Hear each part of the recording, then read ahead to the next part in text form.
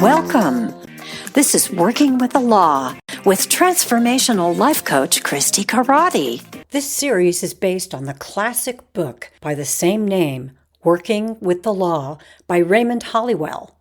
Throughout these sessions, you'll learn to harness the invisible resources all around you, align with universal truths, and transform your life by understanding and applying fundamental laws. Like gravity, they work whether we know about them or not. Let's embark on this journey of self-discovery and mastery together with Lesson 1. Hello and welcome. I am so honored to have witnessed all the leaps and bounds that you have taken so far in mastering the art of life. And I'm excited to see that you are taking a deeper dive into this work. I'm thrilled and honored to continue to be your container of support on this journey in your commitment that you have made to yourself. And since you're listening to this, I know that you have chosen to take a deeper dive not only into understanding our ability to utilize the invisible resources that are available to us, but also to learn to live them and to have them as your new natural way of being. Get started with working with the law. So let's just center ourselves right now and move into that, I'll call it the collective consciousness, or that place where we get in touch with the universal truth, the divine, whatever you choose to call it. And we'll start by moving into the vibration of gratitudes and proud of. What is something that you are grateful for?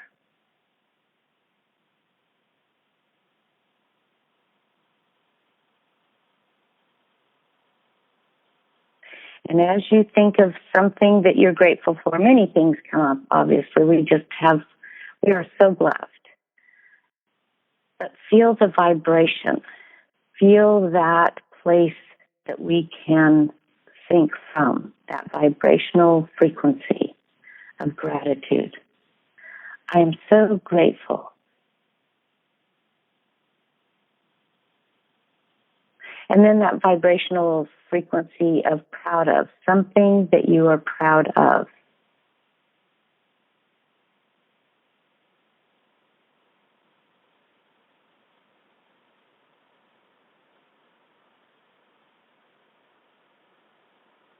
That is the frequency of abundance, freedom,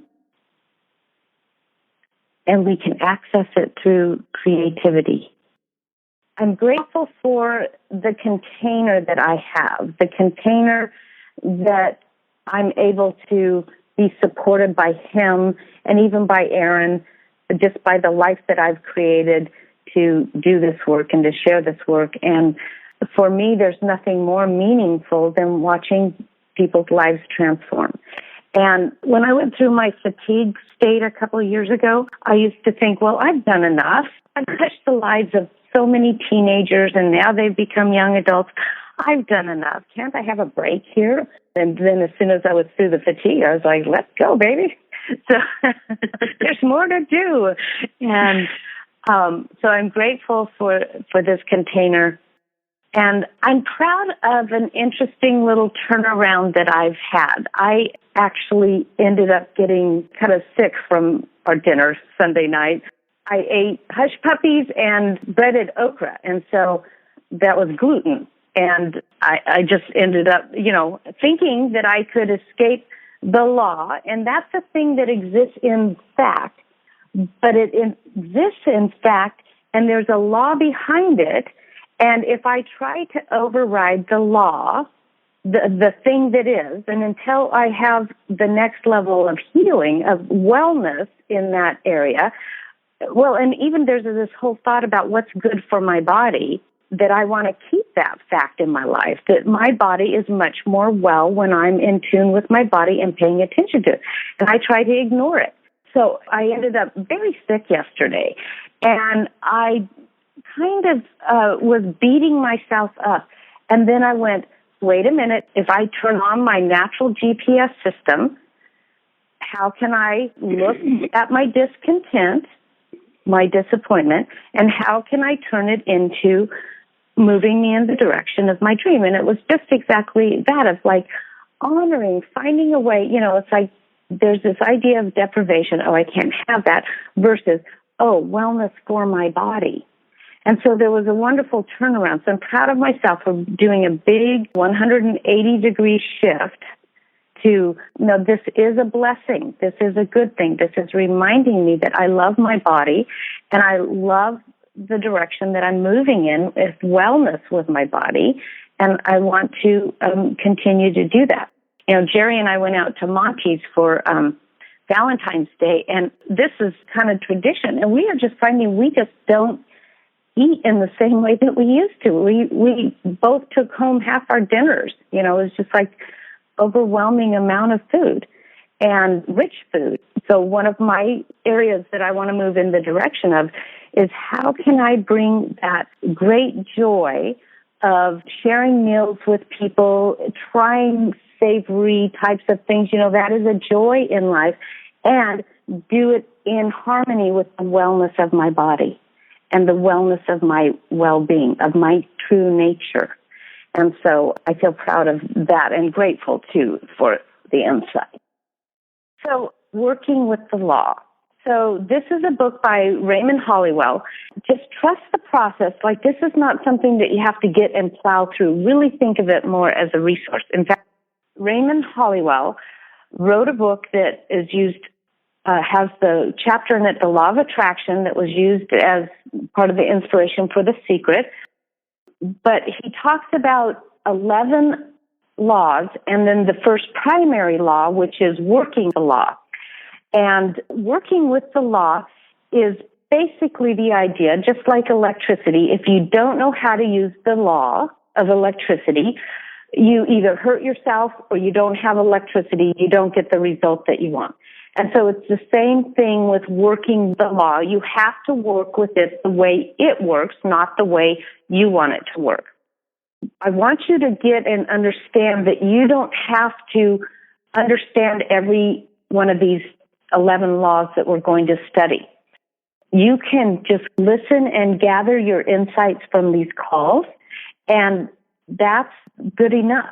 And you can take a deeper dive, and as if you get into this call and you want more information and you want to take that deeper dive, we can talk about that. But this is one of the things about working with the law. Everything that and this is the first law that he talks about, the law of thinking, everything that you pay attention to is what you create. So if you're going to panic even about how am I going to get and understand all of that, it's going to be a struggle. Or you can go, I will assimilate what I can of this and know that I have this great and amazing resource and this foundation. And it will set a foundation for the next 6 months as we go into mastery. I'm sitting in my dining room instead of my office tonight because one of the things that I love to do is to actually do jigsaw puzzles. And I found these little jigsaw puzzles. They're 500 pieces, but they're these little mini puzzles that you can find at the Dollar Tree. And they're of repeating patterns, like the one that I'm working on right now is all these different little candy pieces. And it's one of the wonderful, relaxing things that I love to do.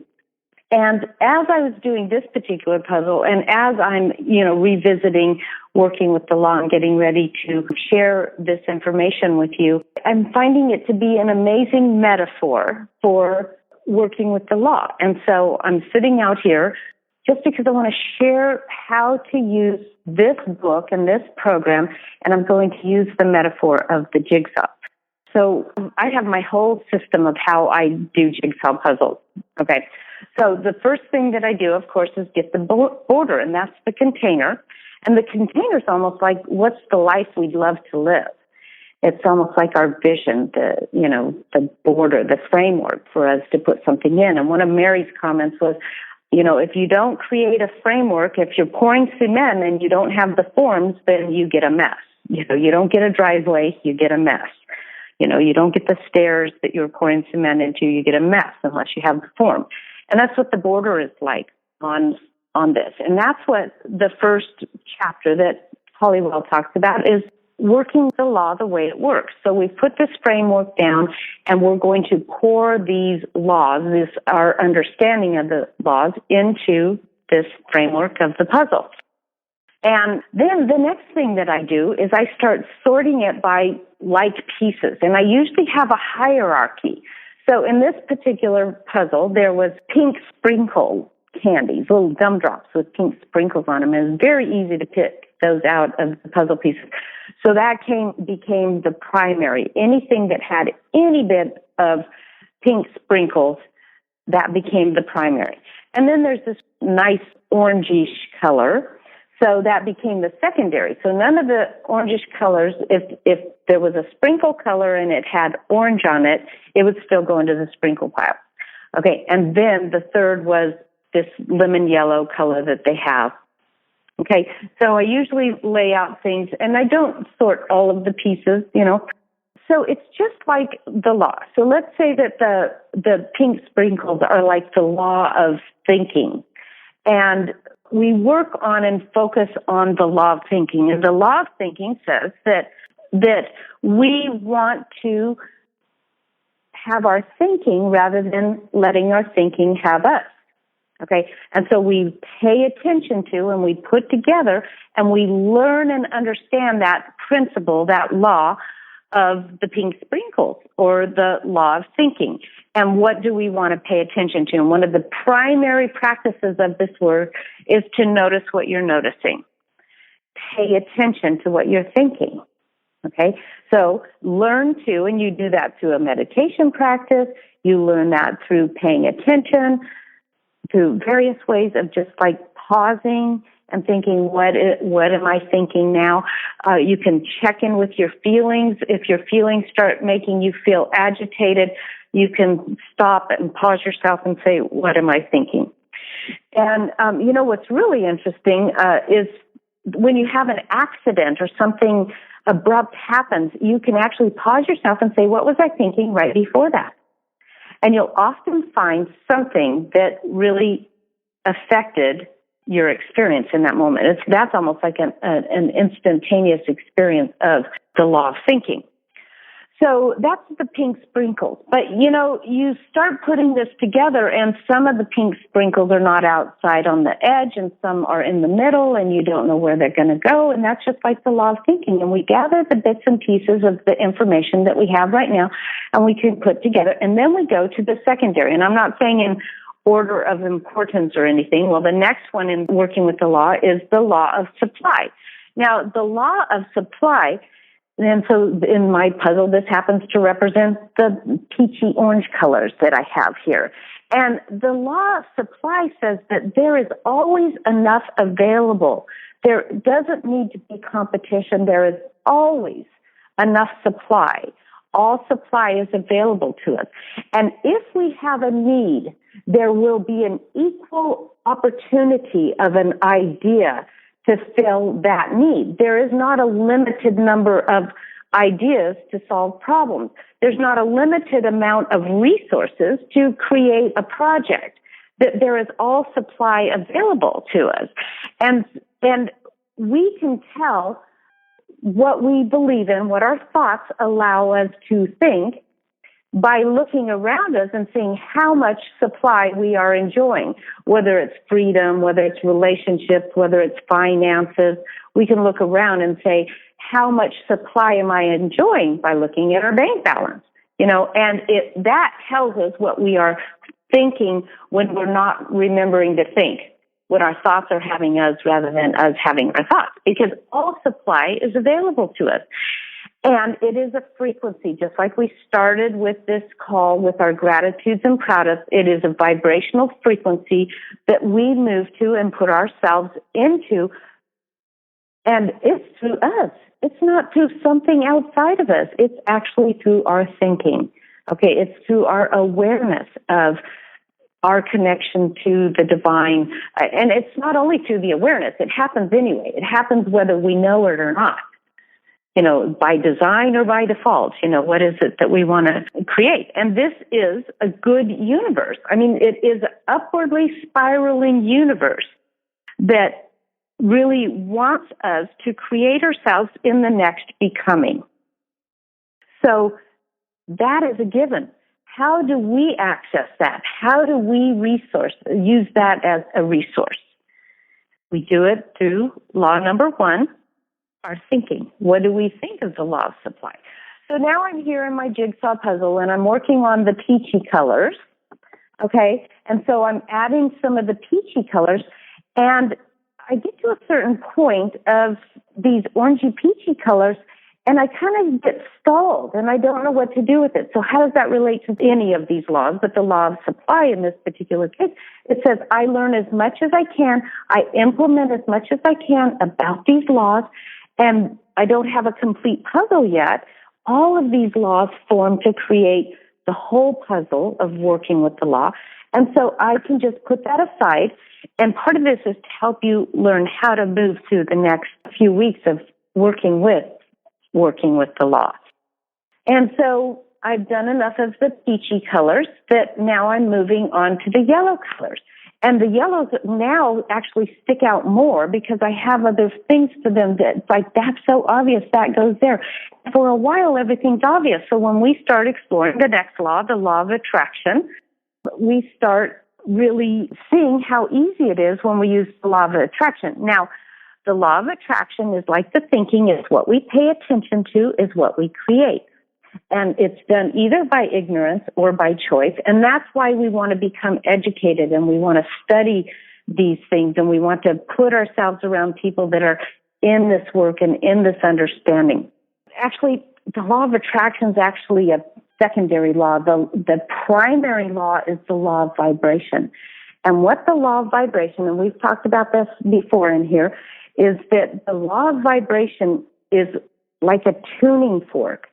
It's like, what do you want to tune yourself to in the vibrational pool of things? And this takes us down into the quantum physics aspect of this, and where we can look at the molecules broken down into the particles, into the atoms, into the quarks. And then when we get down to the very essence of it, there's the strings, and this is where we get the string theory. And that those strings are not actual strings, they're vibrations of different patterns. And so if you think of all of our cells made up of vibrations of different patterns, and if we hit a tuning fork, we're just like a piano. If you hit a tuning fork around a piano, first that note that matches that will start vibrating, and then actually all the notes on the piano, all the strings on the piano will begin to vibrate at that level, the same level. They are attracted to that same level. And that's what we want to do with our thinking, our thoughts, is that we want to hit a tuning fork, and that's why we use our gratitudes and our proud of, and we hit the tuning fork, and we want to vibrate at a particular frequency.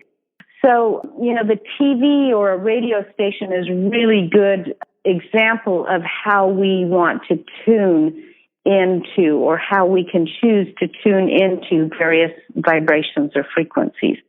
So if you're listening to 92.5 and you want to change the frequency, you don't like what's on 92.5, you have to change and match the vibration, which is actually, radio waves up in the atmosphere all around us, right? And you match those radio waves and you actually hook into what's on 103.2. And that's how it works for us with the law of attraction, as we tune ourselves. So how do we tune ourselves? The one thing that I want to point out here is that the place to start with, like I'm looking at my puzzle here, right, and I'm starting to put the yellow pieces in, the thing that I want to start thinking about is what's not here. And as I was doing this particular puzzle, I started seeing what wasn't here was all of the white pieces. There's a lot of white pieces, and I had kind of ignored those. And the white pieces could represent, when they're out there, something that we don't know about, some of our behaviors, some of our belief systems. And so in the law of attraction, we can use looking at what we don't believe. Okay, so for example, looking at our checkbook and believing that that we believe in lack and limitation. Your checkbook will tell you that if you do. Or your relationships, how many friends you have. Do you have a lack belief in looking at your friendships? If so, then what do you want to replace that with? And that's the most important part of the law of attraction is, yes, use that to discover what you don't know, what you don't believe, and then tune in and tune up. So there's 3 points to the law of attraction that we can take a look at and help us create and attract what it is that we want to create and attract to us. The first one is interest. What are we interested in? So it's just like with my puzzle here. It's like first I was interested in the pink sprinkles. And I work on some other parts, and then I come back to the pink sprinkles. I want to complete this part of my puzzle. So I'm interested in, where are those pink sprinkles? And then it's what we pay attention to. And this is a daily practice. Okay, this is what we want to really bring into our daily practice. What do we pay attention to? What are we paying attention today? Are we paying attention to something that's disappointed and maybe roped us in or caused us disappointment or pain? Or are we paying attention to the things that are working? And if it's friends, to the friends that we have that we do want to be around. And if we don't do this on a daily basis, then we actually sever that building up of the newer pathway, basically, that we're creating that new habit, that new belief to be in effect. So one of the opportunities that Mary has given us has been to read a certain part out of the book, The Science of Getting Rich, 4 chapters, 90 days. And if you miss a day, you start over on those 90 days. Why? Because you are developing the neural pathways to really embody those ideas and those concepts. And so it's the same way with the attention. What do we give attention to? And this needs to be on a constant and daily basis. And the third is expectation. And that's where we use our desire. We ask ourselves, what would I love? Our desire. And then we move into a place of expectancy. And expectancy is just like when you go over to the light switch and you turn on the light switch and you expect to get light. And you move into that place with that you would desire, with expectation of knowing that if you have the need or the desire, there will be an idea to make that, to create that, to manifest that. Okay, so we have interest, attention, and expectation. So the first thing that you want to do is to expect good to continue.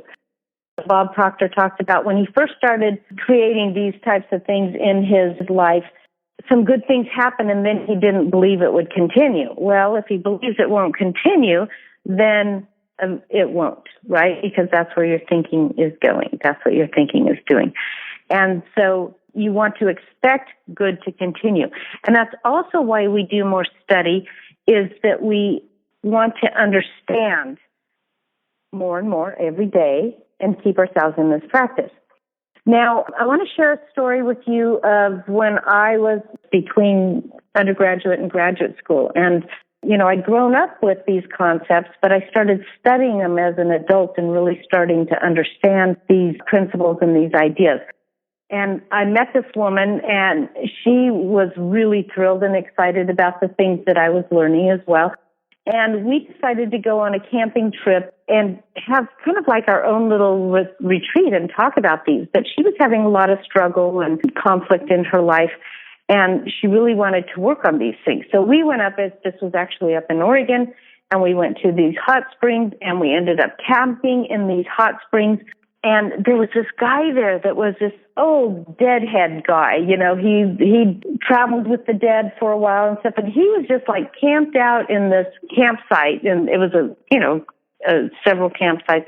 But we ended up meeting him. He offered us his hobo coffee and shared with us his tin can lantern that had He had, taken the can openers and put holes in the top, and then he had cut open this little window inside. I'm telling you this for a reason. This is a teaching story, so hang in there with me. So that was the little lantern that he made, and that's what created light when we walked away from the campfire. And so he was almost like our keeper he kept coffee going.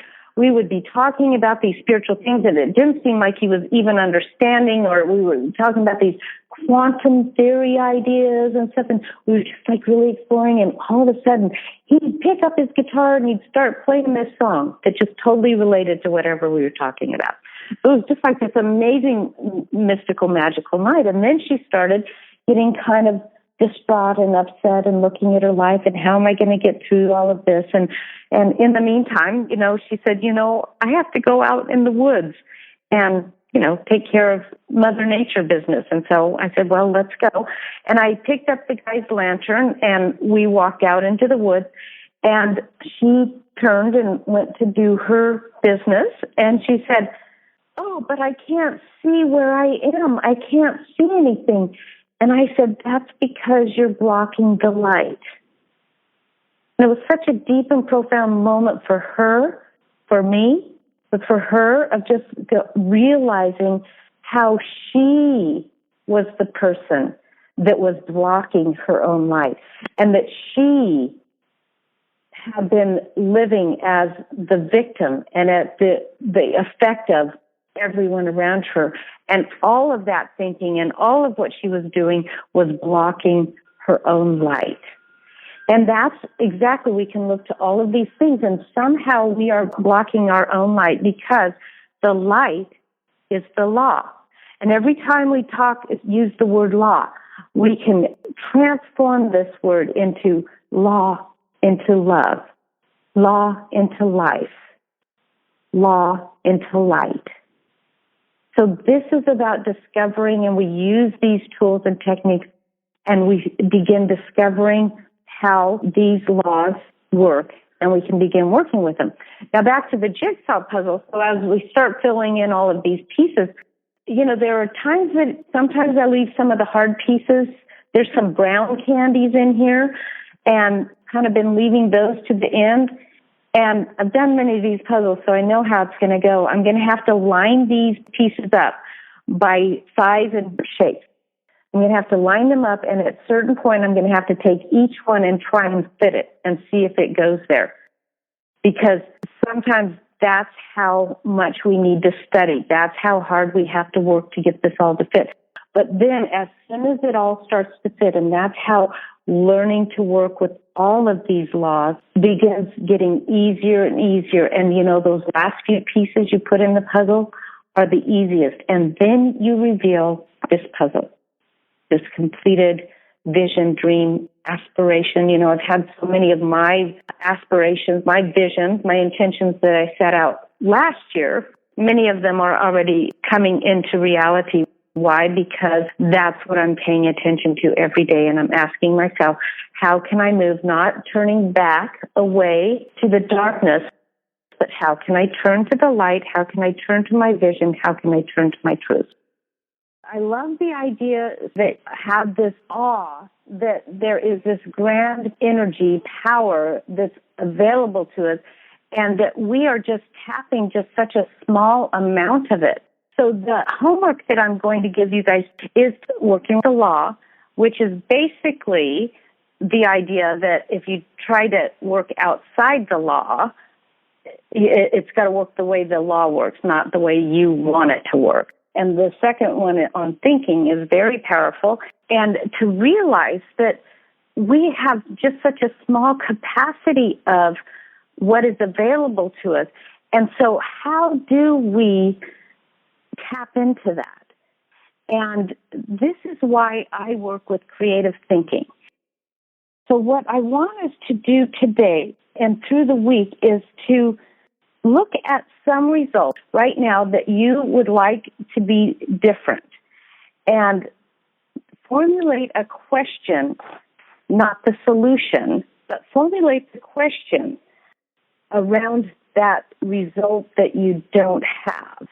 And throughout the week, almost like try to stay out of the answer, and throughout the week, stay in and hang out in the question that you formulated. And we can work on formulating. I can guide you through this.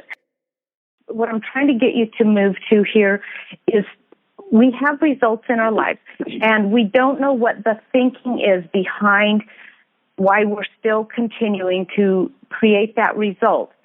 And we want to be very careful about going to the thinking cause of that, because we don't want to focus on that.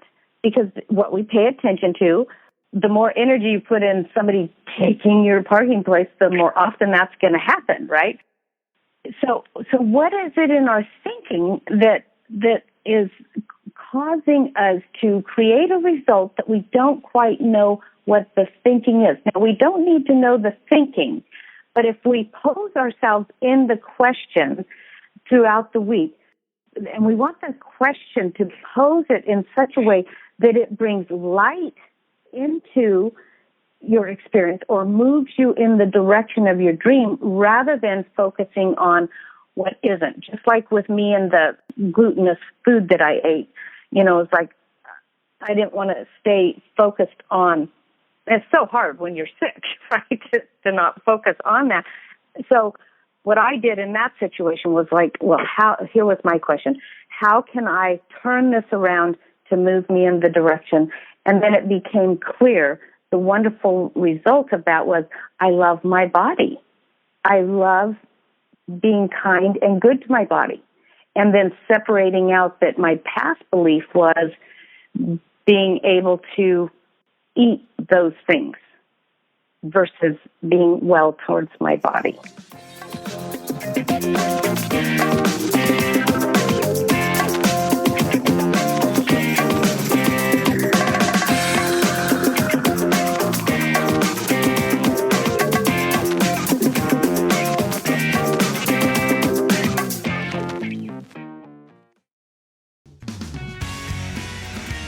Thank you for listening to this podcast.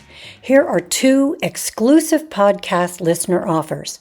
First, for a limited time, podcast listeners can work with Christi in person at a deep discount. Christi offers a unique coaching modality of her own creation that helps clients discover their own answers to where they're stuck and how to move forward. As one of her clients puts it always works.